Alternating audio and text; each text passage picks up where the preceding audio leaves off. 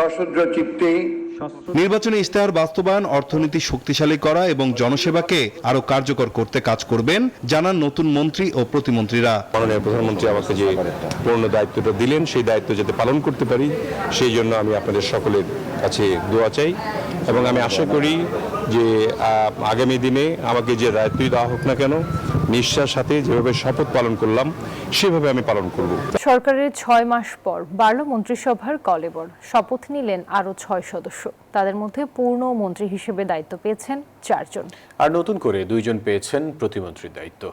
রাতে বঙ্গভবনের দরবার হলে তাদের শপথ পড়ান নতুন রাষ্ট্রপতি মির্জা ফখরুল ইসলাম আলমগীর।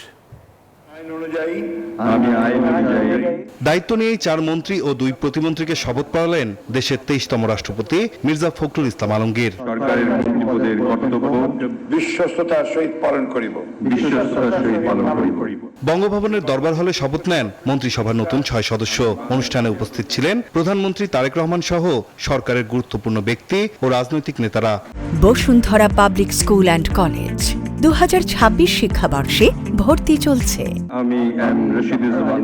প্রথমে পূর্ণমন্ত্রী হিসেবে শপথ নেন বিএনপির স্থায়ী কমিটির সদস্য ডক্টর আব্দুল মঈন খান। এরপর শপথ নেন আন্দালিব রহমান পার্থ, রাশিদুজ্জামান মিল্লাত ও সাচিংপ্রু জেরি।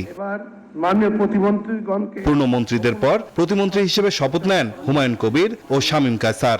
সশস্ত্র চিত্তে নির্বাচনী ইশতেহার বাস্তবায়ন, অর্থনীতি শক্তিশালী করা এবং জনসেবাকে আরো কার্যকর করতে কাজ করবেন জানান নতুন মন্ত্রী ও প্রতিমন্ত্রীরা। মাননীয় প্রধানমন্ত্রী আমাকে যে পূর্ণ দায়িত্বটা দিলেন সেই দায়িত্ব যাতে পালন করতে পারি সেই জন্য আমি আপনাদের সকলের কাছে দোয়া চাই এবং আমি আশা করি যে আগামী দিনে আমাকে যে দায়িত্বই দেওয়া হোক না কেন নিষ্ঠার সাথে যেভাবে শপথ পালন করলাম সেভাবে আমি পালন করব।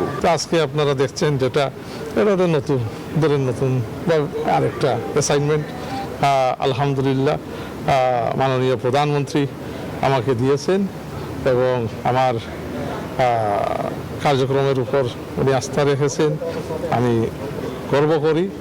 নতুনদের নিয়ে প্রধানমন্ত্রী তারেক রহমানের সরকারের মন্ত্রিসভার আকার দাঁড়ালো ৫২ জনে। সরকারের দায়িত্ব বন্টনেও এলো নতুন মাত্রা। নাইম আলচিকো, নিউজ 24, ঢাকা।